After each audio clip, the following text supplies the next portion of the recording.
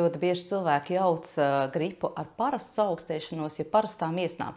Gripa atšķirībā no daudzām citām akūtām elpceļa infekcijām sākas pēkšņi un ar ļoti izteiktu augstu ķermeņa temperatūru, ar lielām galvas sāpēm, ar lauzošu sajūtu pa visu ķermeni, sāp kauli, muskuļi, un kakls var nedaudz būt sāpīgs ar nedaudz aizliktu degunu. Ja mēs runājam par parasto augstēšanos, tās ir visbiežāk iesnas. Agrāk viņas arī sauc par lipīgajām iesnām. Un cilvēkiem pie šādām pazīmēm tikko sāks ķermeņa temperatūras paaugstināšanās vai drebuļi, uzreiz domā, tā ir gripa. Tāpēc ir ļoti būtiski, ņemot vērā arī šos te pirmos simptomus, informēt arī savu ārstu, un tālāk jau notiek gan pacienta diagnostika un arī attiecīgi pareiza ārstēšana.